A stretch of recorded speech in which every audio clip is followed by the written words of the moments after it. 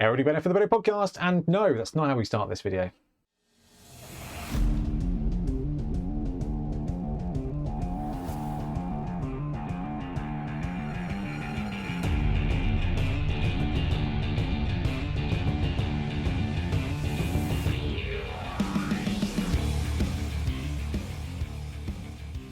"175 episodes in, I still can't remember what we're doing.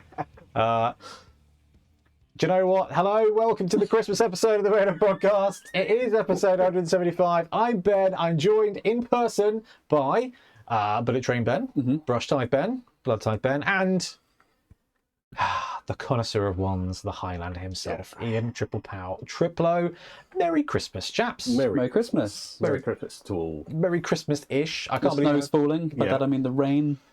means all this stuff all over the pitch, because we've just finished the last game of the year, actually, which is quite cool.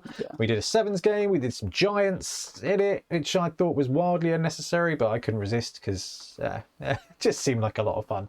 So that was quite a cool thing to do. But we thought we'd get together while we were in person, and as we've kind of finished up wrapping the games for the year, we would just do an in-person podcast. Now, because it is like the Christmas week, and although we've already sent out a Christmas message, we just want to say a massive thank you to everyone who watches the channel. We've had a really cool year. The new edition of Blood Bowl's been fantastic. We hit 26,000 subscribers, which is awesome. Ridiculous. And it's been... Seen as a few weeks ago, we were like, could we get to 25k for Christmas? We did the live stream while you were in Japan, didn't we? We were like, oh, maybe we'll hit 25k, maybe we'll hit 25k. So that's been... It's awesome. It's quarter of the way to 100,000. Yeah. Tenth of the way to a million. That's crazy. That is a million. Yeah. It will be a plaque soon. Yeah. Even the the Audible podcast thing, that's got 500,000 downloads. I did a check the other day. Really? Yeah. Yes, That's 500,000, which is really absurd. But just a massive thank you to everybody. So we've got through 2026. We've got the new edition of Blood Bowl. We've got a brand new team to Blood Bowl in Bretonia. So we thought we'd do a bit of a 2026 wish list because, well, let's just be honest. We've had the teams of legend for a while, right? The list. So we're kind of like, okay, we know what to expect. We know what to expect. There is but one team left now, so I think it really opens up the wish list to some wish listing. So let's have a chat. 2026. What do you want first this year for Blood Bowl trips? Because I did set everybody some homework. Yeah, so mine is variant themed.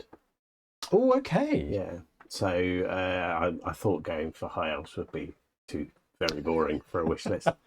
So I think the first thing I'd really like to see is I'd like to see Dungeon Bowl come back with the colleges done in such a way that it's going to last for more than one team release before one college gets immensely overpowered with 75 different blitzers in it.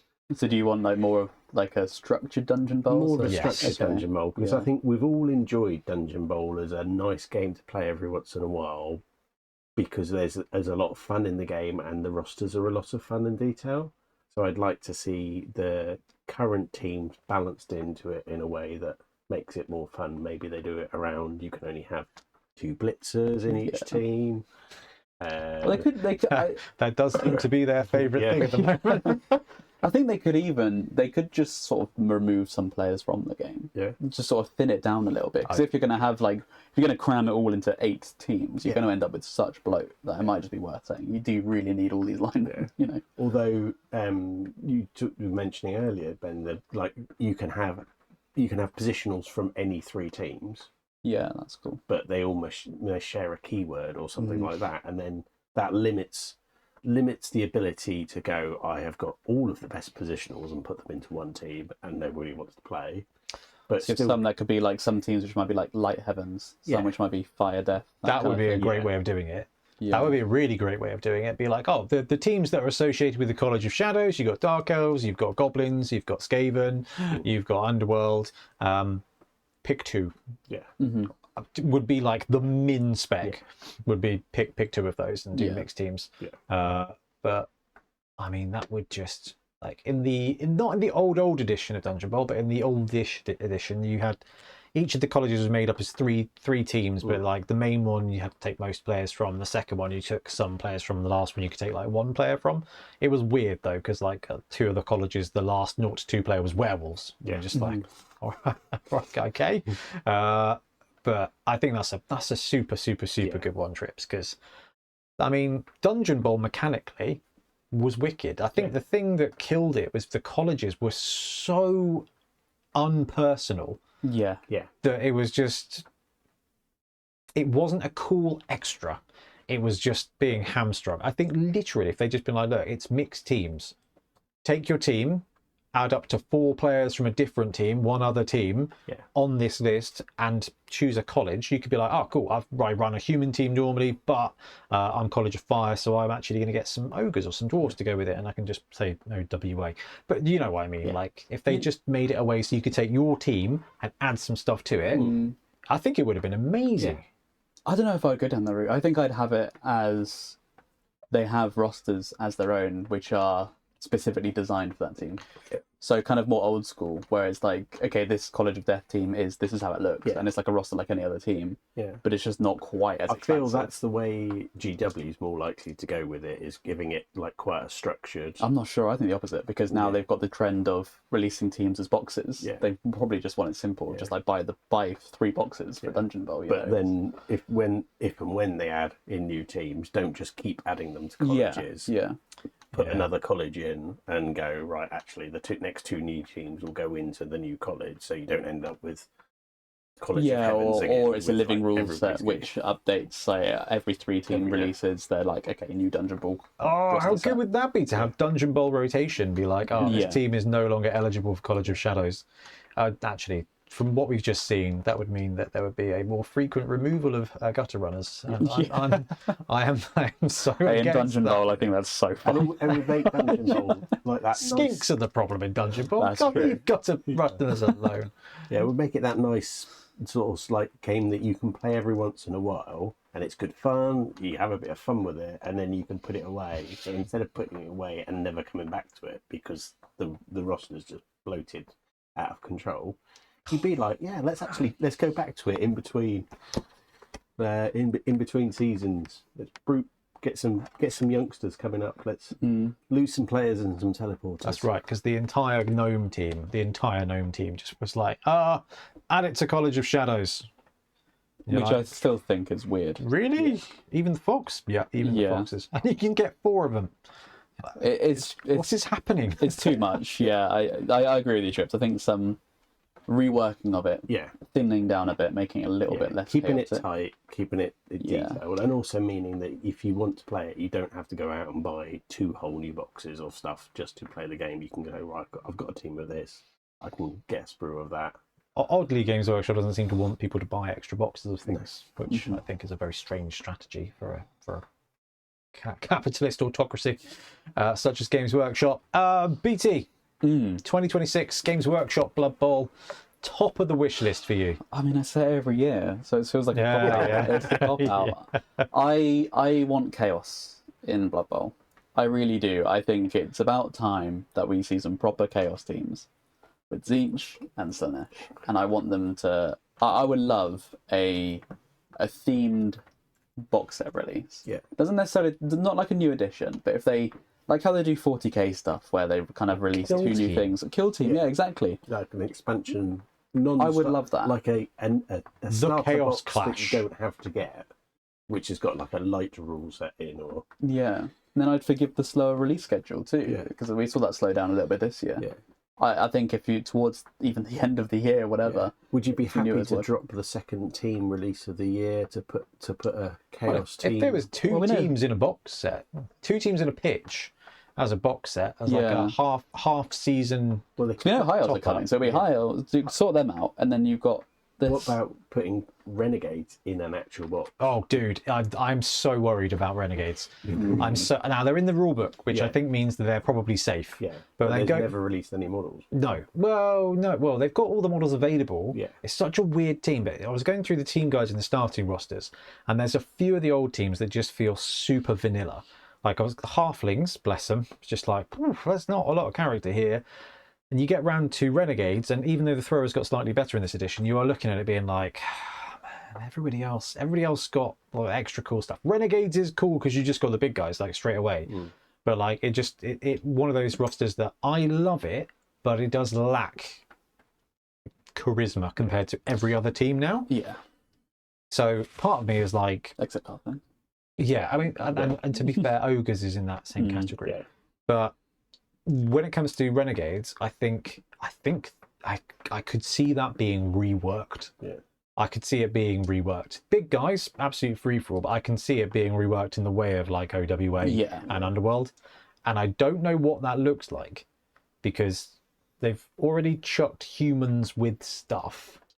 I could see like a box with half a Chaos team and then something else. But I don't want that. I don't want that. I don't think it would be good. Well, I don't think it would be good. I don't think it would be... It's just not as fun. Like half... Imagine this. A sprue of humans, sprue of chaos. That's your new Renegades team. And big guys. Yeah. It's not great. No. That's why I'm worried about Renegades. Yeah. Maybe that's why even a stronger case for chaos teams then. I was going to say, so can... which of those races would you have as your top choice if you wanted then? Assuming... Oh, Slanesh, I think. Yeah. I would like to see Tzeentch as a stunty team, and I think that would be a really good thing. And I'm sure there are people out there fed up with all the special rules that GW do, but a splitting mechanic, man, or have some kind of Tzeentch horror thing. But where Trickster. Trickster's probably the most I could see that, complex rule we've had actually on the pitch. You can have it as long as, and when the player splits, the chances of him being squished go up like double. Well, it's just more like reduce their strength. Yeah, you've got a strength 3 player that splits into 2 strength 1s. I think that's like fine, but get rid of to get your halfling stats for like a little stunted Tzeentch team with. I mean, don't give them dodge, don't give them wrestle, give them all sidestep and bend or something, and just absolutely let the carnage. Or like the gain right stuff or something when they split or something like that. Just something that gives them that bit of character that makes you go, ooh. Oh my god! Imagine if gnomes like died into foxes, like that kind of thing. Or, you know, the halfling dies, and you immediately, when they're casualtied, you trickster them into a snotling. Like, that's what I mean. It's so unique, and it will be such flavour. And I think it can come with a unique big guy. I want Slanesh to come with a unique big guy. That's what I mean. If Slanesh have like the sort of Slan rework, if they sort of adopt that, base, because I think it's got a few problems now with Pogo and how that's kind of unlimited now. I think. So I think that kind of needs a little bit of changing. So I think the ultimate stat up save there for the Goblin Pogo. 14. Hope you spike on the edge. Imagine a whole team of that. Just like, oof. Yeah. But a unique big guy with in place of the Crocs for Slanesh, and I think then you would have each Chaos race as its own unique big guy and its unique sort of player and unique play style. I think that's why I'm just so pro it. I think it would be really cool for the game and a clear win. Yeah. What about a Chaos Cultist team to replace Renegades? But like not actual legit. Undivided, basically. Like. Just like some Chaos dudes that kind of have normal-ish sport kind of... imagine this. It's right. Sprues. You get 6 dudes on a sprue, right? Imagine a Chaos Cultist sprue with a Snake Man on each sprue, with a Beast Man on each sprue, with a Mutant Goblin on each sprue, and with 3 human linemen on a sprue. You're missing the Dark Elf, sure, you're missing the Skaven. I could see that. I like that. Just the thought of the Renegades going away, because they're so good. They're so much fun. Like, they are so much fun, and I've played them every few years. Ben and I's first game was Renegades on Renegades, and it was just a fun team to play with. Was that a wobble?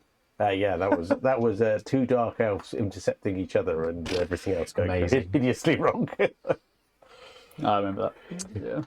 Yeah. I like that. I could see that. I don't think it would. I mean, you never know with Games Workshop what they're going to bring out and what they're not going to bring out. Yeah, that's true. So my top of the wish list, obviously Teams of Legend. We've got High Elves. I want to see them out. I'm always a High Elf fan. I want to see. Well, I think R.I.P. Yeah, I can see them doing something different with the sprues. Now they seem to be in this world where it's 2 sprues to a team. the Teams of Legend roster has obviously still got the 4 catchers, and you're looking at it being like, have they literally just ported it over? It's a fair coin flip, right? But it feels like they've just ported it over because then when they change it, everyone who wasn't playing them with 4 catchers will be like, well, the 2 of the catchers had to go. Mm-hmm. I would find it really cool though if they did something different with the actual sprue, and like whether there is that they they get 4 catches as part of the sprue and you stuffed on lime. I don't know. I would like to see them do something different. I don't want it to follow the same like blitzer catcher lineman formula. That's been the biggest issue with High Elves this whole time, right? Yeah. In the 2016 edition, they were humans but with better edge. That's literally all they were.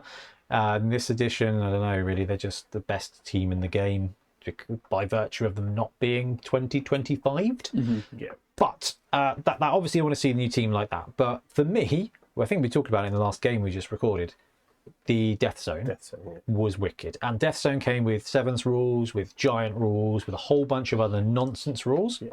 It came with like 20 inducements, which were like really mad. The mercenaries, which were a bit broken. Yeah. But the thing I'd want in it is 7s to 11s, and then building on what you were talking about with Dungeon Bowl, taking your 11s team into Dungeon Bowl. Franchise mode. Basically, just something to build up that ownership. Because we've seen right, 7s is a great game to do as a mini league or to get people into play or whatever, but it's not a sustainable format. I know there are some places that will do it as a league, but it's not as satisfying as 11s league. And there's a whole bunch of leagues that won't bother playing Dungeon Bowl and they won't bother playing 11s because it's just a whole game that it doesn't matter to your team. Have it as linked in so you can have your 11s team and they can play some 7s and they can play some Dungeon Bowl, and that it all actually counts. Like, that's why Dungeon Bowl died. Yeah. The teams were just different, but the mode just didn't matter. So it was just landed and people were like, cool. But actually, I'm going to go play Blood Bowl. Make it so that it's still playing Blood Bowl. And that would be the thing for me, which is, really boring. Yeah. But that, I think, would be awesome. And do it in such a way that Tour Play could code it. So that you could then have your large team on Tour Play and go, I'm for the 7s, I'm going to put this is my team. Wouldn't that be so cool? Like, wouldn't that be so cool? Like, just a way to like merge 2 teams, have the roster available for you. But for me, it would be like a cool Death Zone thing with extra special rules. Bring the Giants back, bring variants of Giants back, including Giant Truman, and but have that franchise mode so that you've got an official way to link 7s and Dungeon Bowl and maybe Gutter Bowl into 11s. Like, for me, that would be the best thing, because it would add a little bit of legitimacy to, I think, some of the really fun ways to play Blood Bowl. That was well up on my list. Right, anybody got another core Blood Bowl Games Workshop one? Yeah, so Milton had Bring Slan back, didn't they? Yeah, then Ben was like, you can have them back, but only if they're chaos. Yeah. Which we were all shocked about, because frankly we just thought he was going to go with more dice. Yes, Milton does need more dice for his collection. His collectionizing. Pension? Whoa. Pension. Yeah. Well, I mean, potentially. We've got to hope. Yeah, that's definitely the case. I mean, let's. You've done team. You've done mode. Yeah. I've kind of done mode. Let's talk teams though. Like, for 2026, what team do you want to see come out next? Like, and you can say High Elves, Trips. You want to say High Elves. So I'd like to see a new team. Yeah. A genuinely, it could be a Chaos team. It could be any race. I just think the excitement around the new teams, particularly the way they've done most of the last new teams, where everyone's looked at them and gone, oh, that's a bit weird, but actually it's a bit fun. Yes. And you've then gone, well, there's 4 positionals that are quite good fun, and would you ever use the 5th? And then you've worked out the use case for the 5th, and then gone, actually, that's quite useful. So I'd like to genuinely see a new team, and I'd like to see that before the High Elves. Yep. Because I think if we get High Elves soon, I think with how much better throwing's got, I think you'd see an awful lot of people playing High Elves for a long time. So let's get everyone a new hobby project on the way before high elves I come think we'll be seeing people play them anyway because of the 4 catchers. Yes. Yeah. Yeah. Although lots No. of tournaments going, I'd like to point out in the tournament rules you could only have 2 catchers. That's an interesting one. I mean, that is, high elves are. Yeah. I would also love to see a brand new team land, but it might be that they need to fix high elves quite quickly. I think aside from my Chaos wishes, if I had to go for new teams, I would like to start seeing them tap onto variants. So where you've got Skaven, let's see. That's where I some thought you were Clan going Eshin. earlier when you said variant. But sorry, Ben, carry on, Yeah, Clan please. Pestilence, Yeah. Clan Eshin, or is it Eshin which have all the sneaky stuff? Yeah. Give them 4 gutters, I think that'd be really memes. Make the orcs fun. Yeah. Savage orcs. Yeah, again, like Savage Orcs. I don't know if they'll touch on that because they kind of, I think, moved away from that for reasons. But there's loads of orc stuff. You know, you've got like within the clans, there's various things. You know, like Bad Moons and Evil Sons and things like that. Well, for we've now example. got a lot of human teams, and we've got a lot of elven teams. So there is plenty of space in there for some other variants to come in. Yeah. Slayer team. Yeah, that would be good. Troll Slayer team for dwarves. They've got so much design space. Like, It's Warhammer. They've been doing it for years. 30 seconds. You could list Troll Slayers, all the Skaven stuff, Cathay, Nippon. Team full of hatred, but also something negative to balance off. Yeah, English people. Yeah, you've got 15 goblin types. Yeah, there's all the goblins. Forest goblins would be absolutely wicked. And I'm not just saying that because when I was looking at teams earlier, I was like, "Ooh, do I put a forest goblin in the cracker and be like, now you're playing super speedy spiders?" Like, but that would be wicked. Like, there's so much design space to go to that. I'm totally with you. Like, I want to see a brand new team, and I don't really care what it is. I don't really care what it is because it's awesome that we're at that point now where like, okay, what are we going to get like teased with among the teams of legend, which they know they have to do. Now it's like, well, we know high elves are on the way, so after that, like, it's just everything. It's almost like everything, we don't want to anything. wish high elves because we know we're getting it. It's a case of when, not if. Yeah. So how do you feel about this? Like, I think we did a whole pod about this. Like, what happens when they finish high elves, when they finish all the teams? Like, are they going to be done? Like, I think there's enough design space to go in, and there's enough models out there in the rest of their range to adapt and bring in a few more. I don't want to see them go back and tweak teams that are already in the book and redo them for like the 3rd time. you see, that I don't think that would be the worst. But I'm saying this from a model point of view because like even the Skaven team is a bit flat. Orcs, humans, dwarfs, like it could do with some better models perhaps. Like, but give us a variant. but that would be it. Yeah. Like, that would be it. It'd be a cool thing to do. Chaos cultists. Yeah. Which, Yeah. No, you're all right now. I say that, like, remodeling a human team, I think, could be really nice. Because GW's design has evolved a lot in the last decade. Hugely. And I think is it 10 years since the human team came out? So Yeah, it will be, yeah. so that could be quite good, actually. It's the one that feels the most dated when you look at the GW doesn't model. it? Yeah. But you said on the last podcast that you actually do quite like them. There's a charm to them. There's a sporting charm to that old team. The OWA team works incredibly well. Yeah. Like, it's really weird. It shouldn't, but it does. But I Because guess you've only got 3 of the humans that have their arms out. it's so. true. Yeah. instead And of there's a 11. simplicity for new players as well, because you're like, what's that player? Well, does he have spikes? Yeah. But I guess it comes on to the fact that we've got 30 teams in Blood Bowl now, 31 with Slan. That's a lot of teams. And I still don't feel like it. I don't feel like that's too many teams. It should be way too many teams, but it's really not. But I can definitely see. I could see like a refresh of some of the older teams. I just don't know how. I don't know if you need to change the rosters. I think you can probably just keep them. Yeah, new models. Are probably I think they're nice as a base level. Yeah. All those teams. But the thing is, this could be a thing where they could go back then, and for humans, for example, they could make a sprue with 4 blitzers. Like, they could make a sprue with 4 gutter runners. You know, make Skaven. That's true. Yeah. They could do it. They could do it.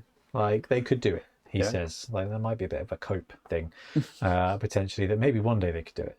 But No. Right. 2026 Games Workshop stuff before, like for Blood Bowl itself. What else did you guys have on your list? Anything special?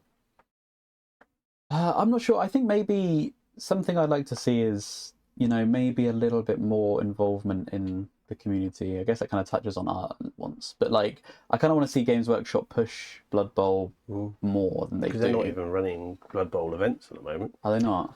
But I wonder if that's because they knew the new edition was coming. So But then they normally run something around the Super Bowl weekend, and they've already got their events published past that. Oh, damn, yeah. So it's effectively they've got nothing in the calendar for Q1. They are so mixed signals. Like, we were coming up, like, the reason I asked about the halves a minute ago, it's like they were coming up to this and they were like, there's nothing for Blood Bowl. There's a couple of star players. There's one team left to do. I felt like it was really good odds that they'd necromunda it and just be like, this is how it is. We'll just produce stuff and the game just lives and buy things. Like, we'll maybe do high elves and that'll be it. But there's a new edition, we've got high elves, so it makes you think, okay, they're going to be doing more stuff. But then they're not running events. Which, in a way, if they're not going to run them and just say we're not going to run them, and there are loads and loads of Blood Bowl tournaments out there, it's not difficult to find a Blood Bowl tournament. It's super not difficult. If you want to play in them. So it's fine to do that, but almost if they're not going to do that, let's never have the tease that is there going to be something where they bring it in. But I remember us having this chat, I think it was in this room a while ago, about like Games Workshop doing big tournaments and that kind of stuff. I still think that would be really cool, but I think it'd be cool. I don't think it's that necessary, and I'm not sure if it'd be that popular, to be honest. Well, that's what I was going to say. Like, even their AOS and 40k stuff, like even when they run the World Championship stuff, all it feels like is like there's a bit of a Twitch stream and then there's an article maybe on Warcom and that's kind of it. It feels like they're just too busy to be able to cover their own stuff properly. Yeah. And it is a very different kind of coverage because it's not tell us about how the model was designed, tell us about a new rule. It's a much more interactive, fluid, and the speed of turnaround. Large corporate companies don't do speed of turnaround. Well, I mean, I think we could probably, as a team, be bought by Games Workshop to go and do commentary on a big Blood Bowl tournament they're running. I'd be okay with that. I'm sure we could make that happen. That's going to be clipped now. I think we could, as a group, be bought by Games Workshop. Let's clip that one up. I mean, if they wanted to do coverage, we could be bought. Yeah, absolutely. Around, like home ice hockey fixtures, so we'll pop out on a Saturday night. Exactly. That sounds pretty good, actually. Yeah. But what do you mean, like them? So I just mean it feels like Blood Bowl is the sort of game they have, and they just have obligation almost. Give it an update. I kind of think like Warhammer feels like such now a big franchise that everyone knows it now, and you're getting like the big games coming out, like Total War 40k is coming out, and Blood Bowl 3 was the game that they kind of just handed off to a smaller studio. And with all respect to Cyanide, they do a lot of work, flawed as they are in terms of release, I think, publishing. But it's not the Total War franchise. No, it's not like huge things like that. And I just feel like with that kind of Blood Bowl Total War, I like that. But even if it's other things like Blood Bowl Manager, like a football manager kind of game, would be so sick. And then or Black Library stuff where you have like novels and things coming out, or episodic content which they used to do for that. I kind of want to see more of like expansion of this as a franchise because it's so cool. Like when you talk about it with people who haven't heard of it, they look at you with such bewilderment. Just like, expand into the world a bit more. Yeah. I was really let down when they did the tie-in with Magic the Gathering for Blood Bowl. I was like, oh my god, this is amazing. They're bringing out a blood, and then it was just like 20 cards or something that were just reskins, and I was like, they just ticked the box. Fan art, really. Like, kind of. Yeah. But I think that's what I like to see. It's just a little bit an expansion of Blood Bowl as an identity, as an IP, and that's very much a Games Workshop request because they are the only ones who could do that. And now for this week's sponsor. It's this chair. So those of you who've been watching the channel over the last month will have seen that I've significantly upgraded my chair from that chair to this chair. Now this chair has been given to us by FlexiSpot Erggo X to try out. And that's why you've seen it in the videos, is because we don't talk about things on the channel that we don't really like. We just don't do it. We just don't mention it. It's very polite. But what we do is we try things out. And you will have seen in all the videos we've done in the last month, you will see my little self spinning around in this piece of magnificence. This is the FlexiSpot Erggo X series ergonomic office chair. And the Erggo X is a premium ergonomic chair engineered for unparalleled comfort, superior adjustability, and heavy-duty stability. It's designed for anyone who spends long hours sitting and refuses to compromise on their well-being. Which is really interesting because I spend an embarrassing amount of time in my office, in my studio, in my chair. I work here, I play here, I game here, I video here, I edit here. So literally all day long, I will be in a chair. And I have genuinely put in hours and hours and hours. I'm on the way to 200 hours in this chair, and I don't feel old for the first time in a very long time. Now, about the product, we've got a 12-level lumbar height adjustment, a 7D fully adjustable armrests, 5D lumbar support, 4D adjustable headrests, 250 kilo load, seat depth adjustment, and breathable mesh seat. So the seat adjuster, I didn't even realize I had until I put it up on there so I could sort of take some glory shots of the product, and I realized there was another lever that I'd never pulled and actually just moves the seat forward and backwards, which is remarkably useful. I was like, oh my god, I didn't even know it did that. It's got fancy headrest that you can swivel up, down, and all sorts of stuff to kind of put your head in the right place. You can adjust the back, you can adjust the arms. Now, this is a gamer announcement, and this is something that I actually think is really good about the chair. Yes, it's comfy, and yes, I've been able to sit in it for an unnecessary amount of time and not had any problems. Actually felt significantly less bad than in that chair. The armrests are wicked, and I don't know how to show this off on video as well as I can, but I'm going to try. Because they go up and down and left and right, they swivel, you can angle them, which is super, super, super useful. Not just for people like me who work in an office environment where you are keyboard warrioring all the time, you know, sending emails, replying to emails, putting really favorable comments on YouTube. Thank you very much, everybody out there. But what this gives you is painting stability. And this is the wicked sneaky thing about this. Both these armrests, they go up and down. So if you're trying to form the perfect painting triangle, this just takes so much pressure off. Now I've got a cool little desk set up here. It is not very clean, as you'll probably see from the videos, but it's a very effective setup for me. But because the arms go up and down and you can angle them and you can swivel them, you can genuinely get in some serious painting time. And this is how I've managed to paint up half a Kings of War army over the last couple of weeks, because I'm not hunched over like some kind of bell-tolling madman. I can actually just bring the supports up and hold my hands, hold both my arms in a position where I can just paint without having to put any pressure on my back or my arms, which has been sneaky, sneaky, sneaky useful. Yes, armrests are useful for leaning on, for swiveling around on, but this one actually helps me paint. And obviously, one of the most important things is, yes, it helps you sit comfortably. Yes, it means that at the end of the day, you don't feel like you've been hit by a vehicle. Yes, it supports your arms so that you can do painting. But most importantly, it's a wicked swivel chair with little wheels. So I get to wheel across from this desk over to that desk to use the airbrush, over to this desk to record games. And I love that. And so does Libby. And I really have to mention that even the box is good. So more app games then. Right, yeah, that's the monkey paw curls and every Chinese tech company creates. Turn-based Blood Bowl Manager coming to an app store with in-app. I would absolutely play a Blood Bowl Manager. Like Football Manager. Yeah, that would be so good. That would be so good.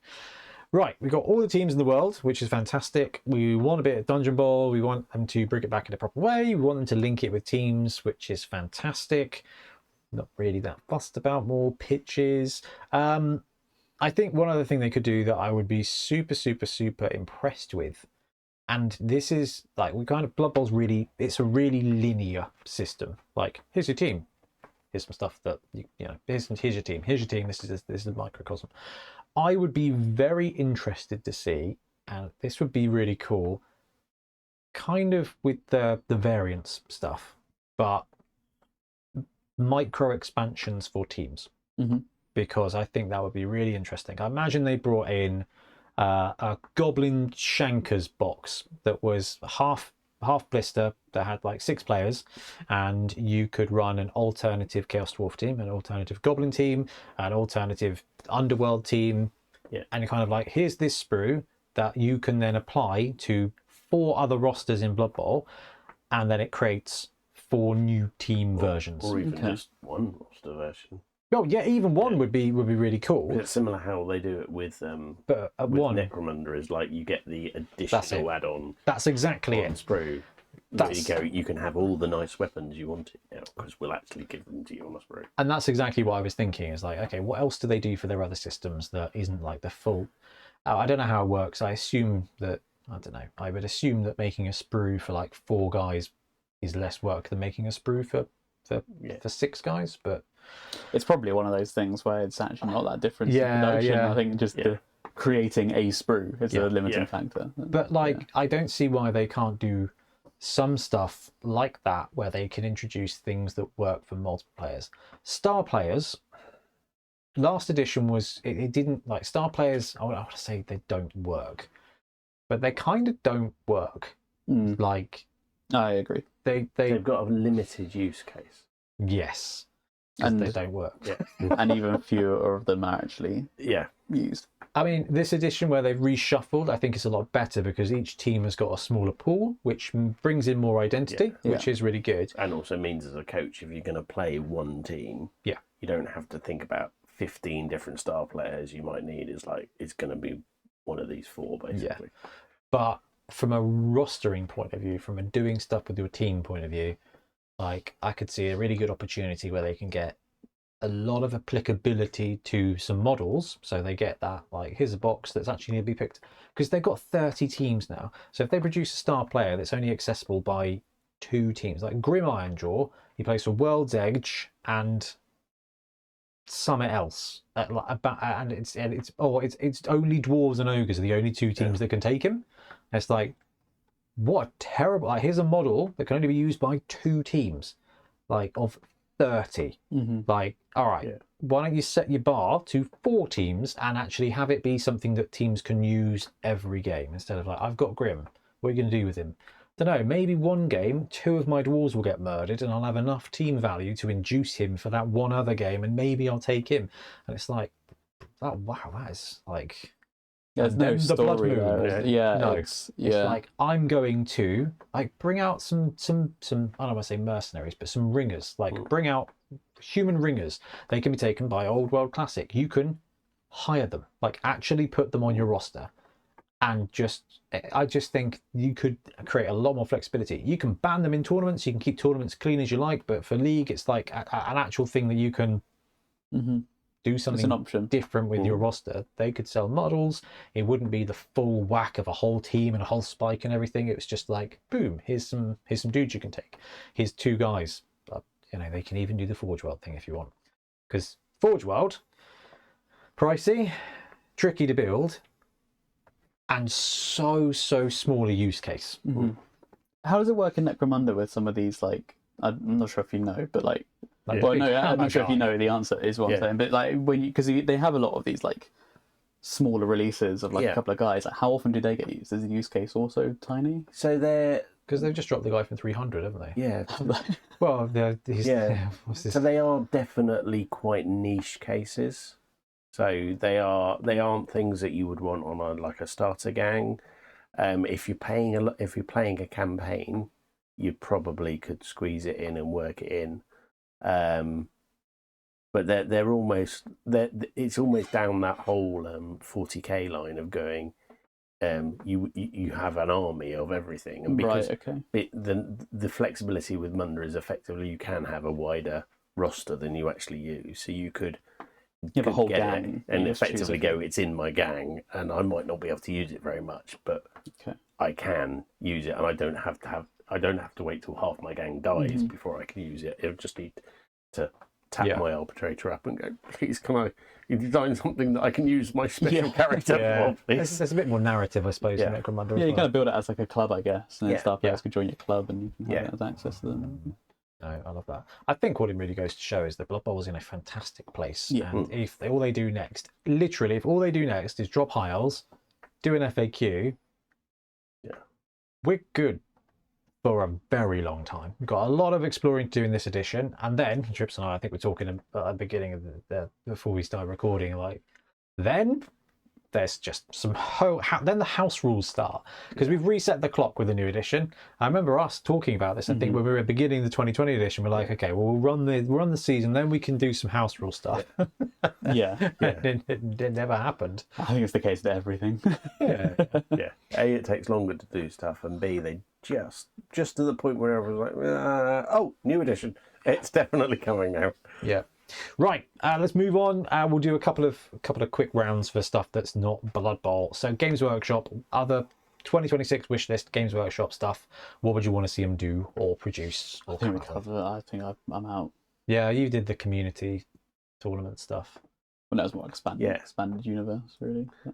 Blood Bowl Total Sports. Yeah. So non-Blood Bowl thing. Yes. Non-Blood Bowl. Oh, non-Blood Bowl. Sorry, Yeah. I misunderstood the question. Yeah.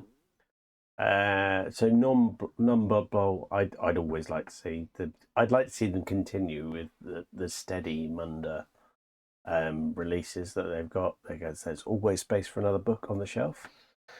He says waiting one for Christmas, and not completely rebuilding the starter box or doing it, because the narrative, resetting Necromunda would be bad.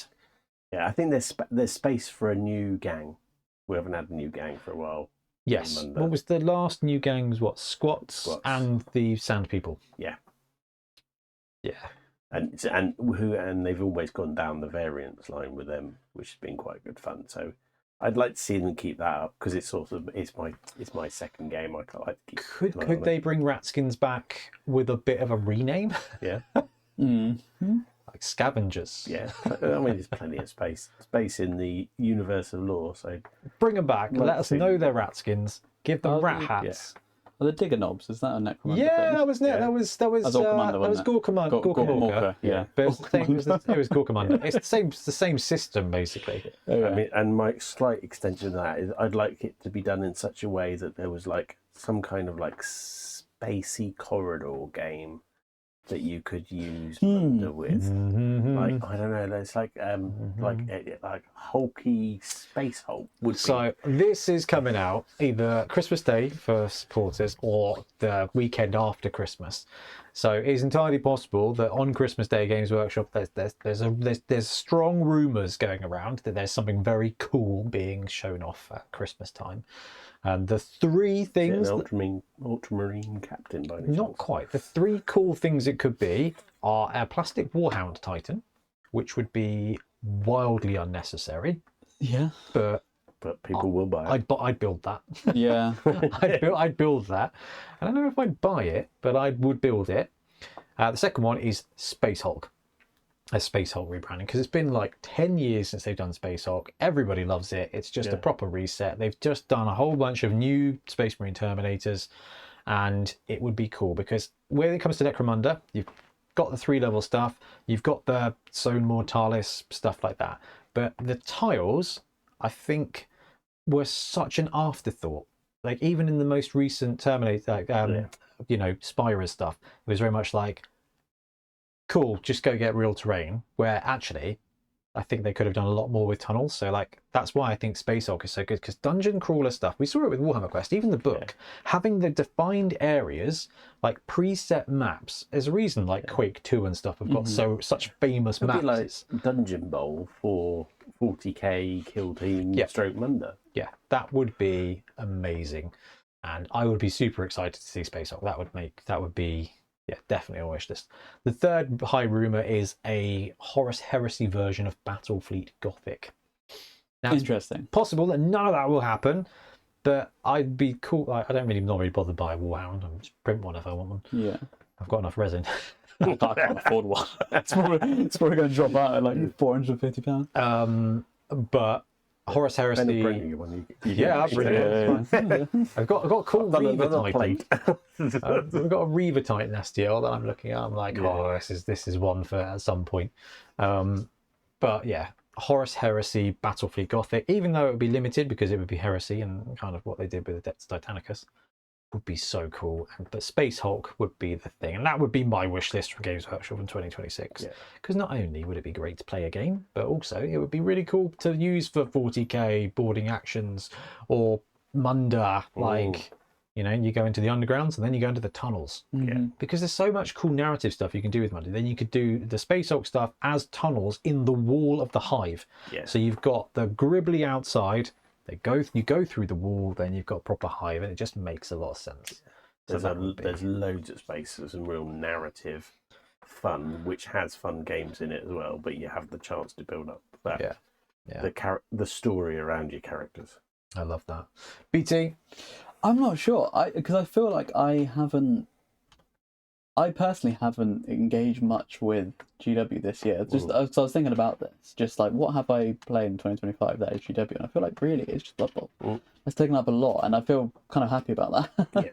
I've played a few bits of 40k, but I don't know if I would want anything more from them. I already feel quite overwhelmed when it comes to stuff like that. So maybe it's like these smaller individual releases that are unconnected. That is what I want more. And Blood Bowl. So what about a GW good board game of something?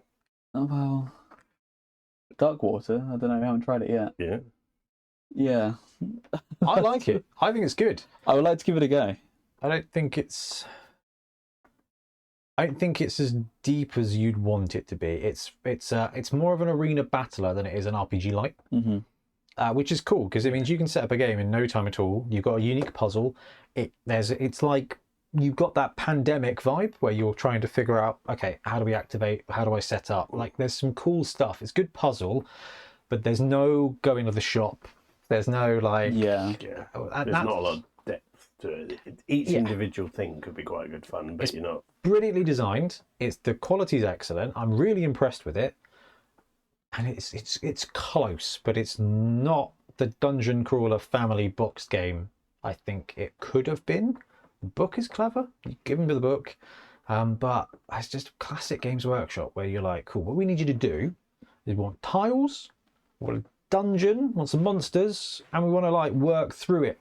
And they're like, okay, we'll give you a book. It's going to be hexes. And you work through it, but you can't really there's not really a lot of narrative. And you're like, I don't understand. Yeah, I think I want my board game fix from not GW. Oh yeah. But you must be owed a few Kickstarters still. Yeah. Thinking about it, I am actually. Who was the company that went under? Is it CMOD? Did they go under? Somebody went under. I think a few have gone under, to be fair. Yeah. I think yeah. Who did Zombicide? Yeah, that's CMOD. Yeah, they're gone. Oh, well. They sold off. They sold off Zombicide, and they basically Asmodee, probably. And they've basically been like about those other Kickstarters. Don't know if you're ever going to get them now. Yeah. It's, okay. Well, fortunately, didn't have any of those. Yeah, not anymore. Yeah. Look, I don't think it's a bad thing. I mean, Games Workshop it's a super like they do their own stuff and they do their own stuff really well. So Darkwater's great because it's the first time they've stepped outside of that for 5 years. So it's not just here's Age of Sigmar, here's Age of Sigmar, here's Age of Sigmar. But I mean, Blood Bowl, Necromunda, like they've got such strong IPs, but the stuff they do with the IPs doesn't always hit home. But it's great to see something like that land. I just don't think it's quite what it could have been. It almost needed to be less. Like they've overshot a little bit and made it a little bit more on the niche side. Because you think about the Blood Bowl box sets, what, 80 quid? That's 160. Yeah, it got quite a reaction from everyone being it's just a little bit. Yeah, you've kind of. It wasn't a stretch box. It was like that's an expensive box. It's lovely. It's really well done, but they're still missing that entry level. Like That's a definite buy with a friend. Yeah. Not get as a gaming group and give a team. To it's as a gaming group. It's 30 quid each for 4 of you from Entoyment or something, and that's cool. You'll get your money's worth out of it. But I was expecting something like £100 intro box for like the Christmas Day test for your kids. But like, okay, mum, dad, got a couple of kids. Let's get this hero quest. Yeah, like they missed out on doing. No, funny enough, I think that's something which they also miss out on is because it's kind of a double-edged sword where you've got the really nice models, but you can't just play it. There's an entry. There's prep. Yes, the barrier. Very much so. Maybe you don't need, GW maybe need to. Maybe that's something I see from GW is that a foray into more like what's the word? The casting for plastic, like the cheaper. Cryocast. Yeah, it's whatever PVC. That's what yeah, that kind of stuff. Just maybe even some of those, because GW make great minis. Yeah. Why not embrace newer technology? Something is a real entry point game, which is designed this is designed to try and get you into the shop. Yeah. And looking for the second game. Yeah. I want cheaper GW. They went too hard for casuals, and they went too casual for hards. Yeah. Yeah, I think so. Like, make it at £250. This is going to be the game you play for 2 years. Yeah. And it's been really well designed. Or £80. A value of £400 when you actually work it through and go. Yeah. Oh yeah, definitely. It's still quite cool though. It is still quite cool. One thing I'd like to see maybe from Age of Sigmar, because I like the Age of Sigmar world, really cool. The game, really doesn't interest me. But if they did something like boarding actions, like dungeon battles for AOS, like at small scale, I think that would be really. I'd snap that up. And Spearhead's on the go, but because Spearhead's kind of weird, it's not really interested me. But I could see that when they did the Warcry stuff trips with the underground layer and stuff. That was Catacombs. Yeah, that was like, do Catacombs, something twice the size of Catacombs, 500 points. That would colour me interested for some of the fantasy stuff they're doing. Well, sometimes I think without actually going smaller is better. Yeah, because it's quicker, it's easier to play, and it reduces the entry barrier, because you're not like, I've got to paint 12 models to get into this. You're like, I've got to paint 5 models to get into this, and I've only got to learn how to play with 5 models. So actually, I learn the core rules and then a few variants for what I'm doing. And if I like it, I can go further and harder from there. But it hasn't taken me. Yeah, it hasn't taken me 6 months to go from I want to play a game to I'm playing it. 6 months to brew up something to find out you don't like it. And we did the Age of Sigmar expansion campaign that Nielsen ran, and it was, even after session 2 was like, it's a lot. Yeah, this is a lot and not the best. I did play the new Kill Team a little while back, which was really good.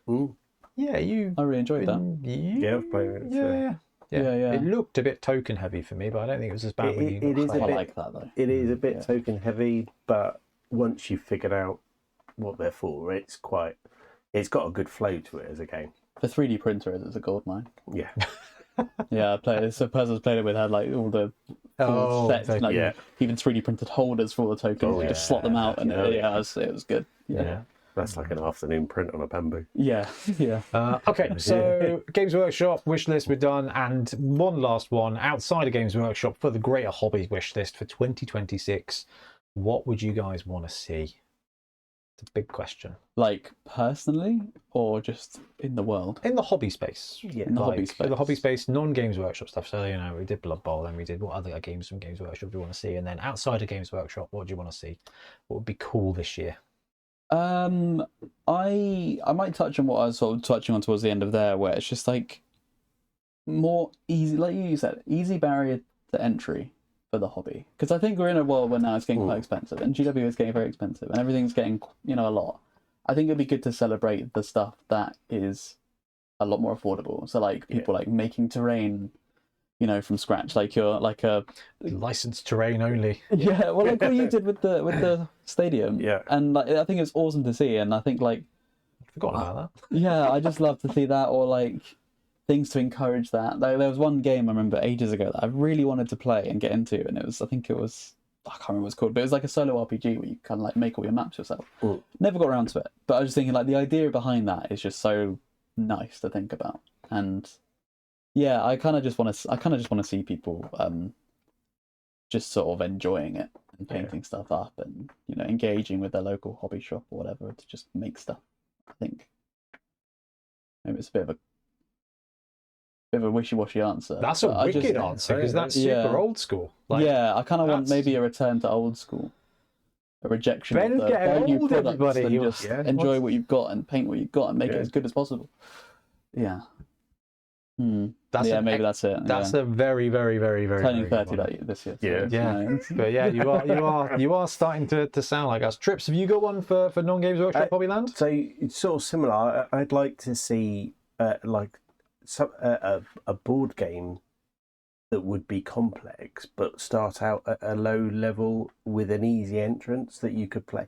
So something you could play with a group of friends and go, we're going to play this once a month or once a couple of months, and it will steadily grow, but it will grow at such a pace that we want to get there, but actually we're not going to lose anybody in the first 2 goes, and it's not just going to be, but it's going to be enough fun to start off with. So maybe it starts card based and token based, and then maybe you gain expansions and detail from there. Something that's just completely different, but it's got a narrative feel to it, because I think I'm at that stage where the story is almost more important than anything else. Yeah. So something where there is some story and life to it, and but you can enjoy it with other people and detail. So yeah, something that starts simple and builds from there, because I think if it starts simple and that's it, but where I am now, it's like I don't need it as an entry point. I'm already sucked into hobby. Yep.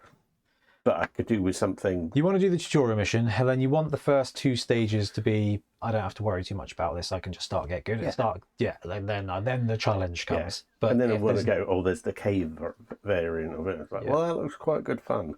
Yes. Yeah, let's pay that in like 6 See, that's games where time. dungeon crawlers, like not high-end dungeon crawlers, I think low-end dungeon crawlers fit that box quite nicely, because you want a game that's really quite simple, that's quite casual, and then you can add stuff to it because you want to add stuff. I mean, I'm probably describing Dungeons and Dragons. Well, you can't. You're describing Dungeon Saga in a lot of ways as well, because that's what Mantic have done with that stuff. It's like they've gone, here's the base set, and then here's all these expansions you can add to it and work through it as a team. Like, there's a lot of cool stuff like that. You know what rattled around my head recently? No, because it's funny you mentioned that, because I just remembered about it. Was I love this idea of embracing the ability to 3D print. To enable this sort of stuff, where you can play it as like a solo adventure or with a friend or something like that, where it's a full-on narrative thing, and you can play out this game, whatever game it is, doesn't matter. But as you read the stuff and you add stuff to it, you would then have like a website or a library that would present the new things. Whereas it's always been a little bit of restriction in these dungeon crawling games, because they send all the models, and so you kind of get a bit of spoiler. You have to kind of avoid looking at cards or avoid looking at models, and you can't really prep them. Don't open layer 3 yet. Yeah, and it's always like a little bit annoying. But if you had it digitized and you just download the next file, well, as you read through the book, you can see what you're encountering, and then you can paint it up. That. You finish up a session, and then you're like, and then it describes the big evil previews the next one. Page, and you go right. Go print and get ready for next mission. And now you can play it in the next one. Yeah. I just think that's really exciting. Like Oath's one did that best. So, but it still had this. So another boss battling game which had all the models in hidden boxes. So it was so exciting with friends to be just like, the narrative explains this thing, and you have a visual in your mind. You open it, you see the model. It's like, oh, that's awesome. And then you have to go and wait 2 weeks to someone to paint it. But it's, I mean, But it'd be nice if you could do it, but you could start on that small scale, so everybody could get in. Yeah. And you don't have to go, I've had to buy the £800 box in case we get there one day. Man, it's funny because sounds good. Yeah, I don't know what it is, but it sounds good. The idea that I had in my mind is a thing I've been obsessed with in the last couple of years is Pokemon Nuzlocking, which is, you find random encounters and you have to stick with your one that you find first. And I'm just craving that solo experience that game offers, which is basically a really intense puzzle game with a completely different puzzle each time you play it. Yeah. Because you don't know what you're getting. So you have to work with the tools that the game offers you. But I would just love that in a solo tabletop thing where each thing is a puzzle, but you could endlessly replay it because the tools you get randomly given, or the tools that you seek to acquire, would be different every time. And I just think that would be so good. My ideal setting for all that has always been like the space parsecs, exploration and war option games. So like EVE Online where space spreadsheets. I have played it. Wow. Yeah. And at the point of going where you can actually do your own thing in detail, but actually it could build up into a massive, like, you're basically running a limited company. Detail. And actually there's Space so guns, much depth of going there, and then you can have like, well, we're going to have the battle of all battles Yeah. to end stuff, but you don't have to go there, and that doesn't have to be your end point, and it doesn't have to be anywhere near your start point either. So, and I like the idea of, as you touched on there, with like the solo variants or variants, so you don't have to like. There's got to be 5 of us, and we've always got to play. Well, actually, we can play with 3, or we can play with 2, or we can go off and do something else. And so something so that you can evolve as long as you get on. Yeah, if someone can find that and stick it in the comments for us, then we'll give it a go. It's so funny. You either go really high on the freedom element. So what is it 5 parsecs or 50 parsecs or something? 5 parsecs. Yeah, you got that kind of stuff where it's miniatures agnostic. You kind of want the freedom and the exploration, but with I think the key thing is like set maps, set missions and things, because what we found from Blood Bowl is like you want that shared experience. Be like, I played against orcs, I played against orcs, like, and that's something that's missing in the tabletop sphere, is having have you played mission 5 of the orcs yet? Because that's hard as hell. Like, that's really challenging. Yeah, and if it's too RPG, then it's too free. The thing I did, you will never experience, because it's been designed in such a way that you'd have to have been there to see it. So we want a cooperative dungeon or space dungeon thing with set missions that you can bring your own teams to, but they're small teams of like 2 to 6 models. Yeah. And you can co-op. Yeah, or solo, or whatever. Yeah. Or competitive. Something so you can name them all. Random each time. Yeah. You can have random mode, but you can also have preset narrative to play through. Yeah. We also want to manage it in a video game. And let's make it online. Yeah. So like once every 6 months, it's like we have to do that thing now, because that's like the end of season. Wouldn't that be so good? That'd be so good. Yeah. I love that. I like the idea of a challenge thing, because then that's what's been, I say, missing from my life. Not really, but this is why I was so excited about Dungeon Crawl. It's like Cursed City Lands, and I was like, oh my god, everyone's going to play through these stages and complain about the stages, experience the stages, and I thought that would be really cool. And that's I just think that shared experience, and then the next dungeon comes out and you want to clear through the dungeons and stuff like that. I think people want episodic content for tabletop. 100%. And so you've had that sort of shared experience of detailing. You're like, oh, so next time, do I want them to grow like this, because then they could go to there, and you like. It's your theory casting things to go forward, and actually what you're doing is you're spending more time thinking about the game and playing the game, which is therefore making you want to play the game. That's more hobby time. Yeah. Like the game outside the game is super. Those long drives are going, well, I've figured out what I'm going to do with him. Yeah. In 17 skill up time, this is going to be great. I like that. There's some good stuff there. All of that stuff is on the wish list, definitely, because that's quality stuff. For me, the wish list is just that I actually get on, and to be fair, I've been doing some stuff and get some Kings of War on the go. No, I was like looking at what you're showing me, but I realised it's just there. I'm so used to like a box hat, a camera. Oh, Kings of War. I really like how they're setting out this new edition, because they're doing a campaign book every 6 months, and every 6 months 4 armies get some stuff. Yeah. One army's going to get quite a bit of stuff, the others kind of in descending order, like they get a little bit of update and a couple of models and things like that, and it progresses the narrative. And that is very much on my wish list, because you've got that, you know, in 6 months something new is going to come. You don't really know what it's going to do. You know, it's going to advance the story, which doesn't have to matter to if you don't want it to, but there's going to be some new units. It's not a massive overhaul, but it's like, oh, cool. Yeah. There's four armies. That add-on. By the time we go, you've got the core, and there's a bit more. Yeah, and because it's kind of like just starting now, it feels way less overwhelming. Because I think that's something that you didn't mention there, Trips, but kind of you don't, if you start something too late and there's too much content, it's a loss. Which Necromunda is close to that at the moment, where you start and you're like, I've seen Trips's books, and that's it can be very scary if you look at that. Which is why I think you're right. I think they need a new beginner gang. Yeah, I think they need a new beginner gang to be like, hey, that's cool. Start with these guys. Like, it's the militia guys. That's what they do. Like, it's reset the story. But I want to see more games that people can get on board with. Yeah. That as much as I love Games Workshop, I want to see other companies do stuff in a sustainable way that people can build communities around. That have products that are really good and that people can be supportive. Not to kill Games Workshop or do all that. A little bit to keep them honest, but a little bit because what Games Workshop do works really well for their people. Why is there's not a huge amount of other companies that have that level of embedment? Like there's BattleTech. BattleTech has its problems. Like Kings of War, Mantic do such a good job, but it's just quiet. It's just weird. So my wish list is that people look around. It doesn't have the household name of Warhammer. I think that's exactly what it is. Yeah, when people play Warhammer, that's what they say. They play Warhammer. You know. Yeah, but Henrik Cavill can go on a chat show and say Warhammer, and people don't look at him like I've no idea what you're talking about. Yeah. It's like, okay, you're in a small square of niche, but people understand where he is. I want to see more people playing more other games, and I want those games to be chill.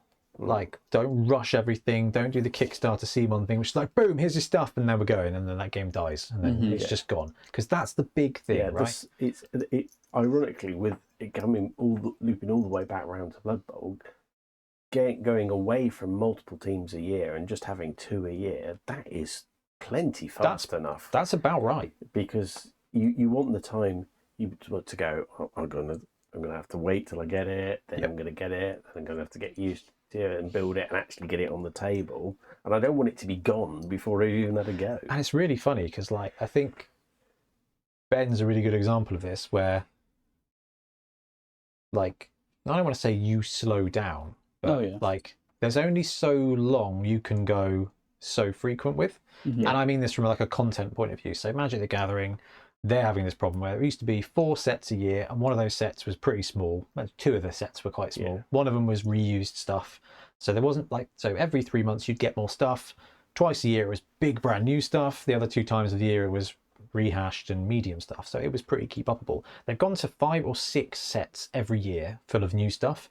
And the Magic the Gathering guys are just like, this is mad. Because if you don't buy it on day one, you're going to be behind. It's too late. 2 weeks later. You've missed out. So it gets back to that point where actually I think 6 months is probably perfect. And I think that my thing is, like, there are other games. So here's your big thing for this 6 months for this game. Cool. I have no responsibility and I've completed it in 2 months.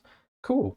Go play Conflict 47 for a couple of months. Go pick up Dystopian Wars. Like, go play Kings of War. Go do something else for a couple of months, and then come back when the refresh happens.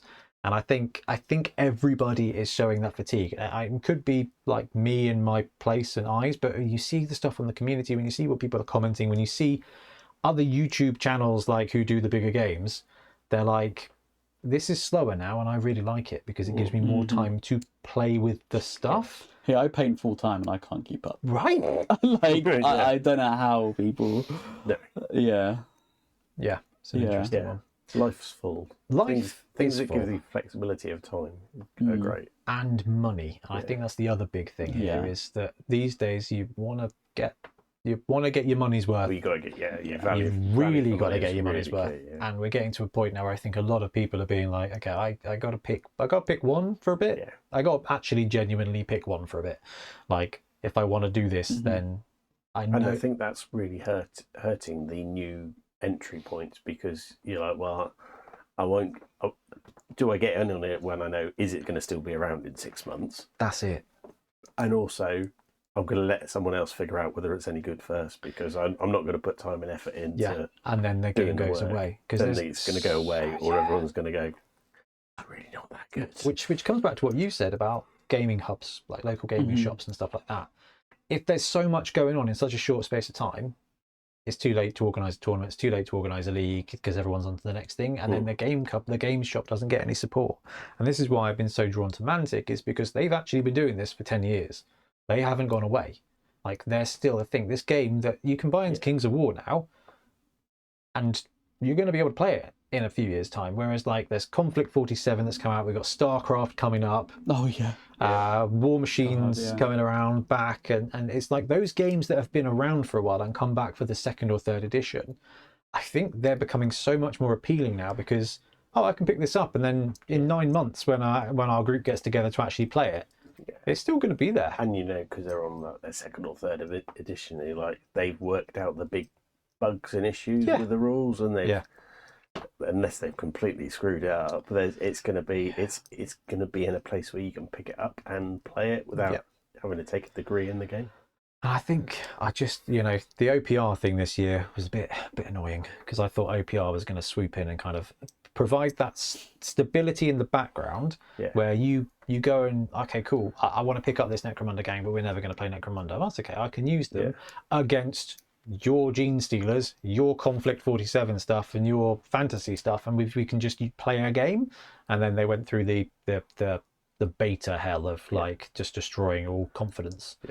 I'm sure what they've come out with is fine, but it was just the way it was done was like a case of like, cool, you just can't play our game for 3 months. Was me just I was just and like, no one wanted this. I was dude, like, I totally get what you're doing, getting the community on board with redesigning the rules, and I love that, but I don't like, that's just people. You are the safe haven of like, you can, don't worry, because you can always use it for one page, and you can't actually at the moment. You're like, oh, massive, like, self-sabotage a little bit, kick yourself in the face type thing. Yes, so that's stabilized now, so hopefully 3.5.1 is in a good place, because that provides that backup, which, so if Kings of War turns out to just not be as much fun, like the old world looks great, plays slow, models don't go in the bin, they go on the shelf. They can now be used for that. Yeah, but you can use them for OPR. I think that's having that system that may not be as deep as you want it to be, but is fully accessible to everybody, I think is wicked. I want to see them grow, because I want to see them provide that. Because that means that if a cool game comes out and you buy all the models and then no one else plays it, well, that's cool. Like, you can still pick them up. Like, and I'm not just saying that because there's Warzone Resurrection models that I'm looking up and I'm going, I remember these from a kid and they brought them back. But yeah. Anyway, that's probably enough wish listing for 2026. And yeah, just a massive thank you to both of you for hanging out and talking Blood Bowl. Sorry we couldn't get Milton over here, but we couldn't find a truck on a boat that we could smuggle him onto. But a massive thank you to everybody. Happy New Year, I guess, coming up, and we'll see you in 2026 with the Bonehead Championship and hopefully Guts Bowl as well, which is going to be pretty amazing. Oh yeah. Right. Thank you very much for watching. We'll be back soon with more Blood Bowl content. Happy blocking. Thank you guys. That was good chat.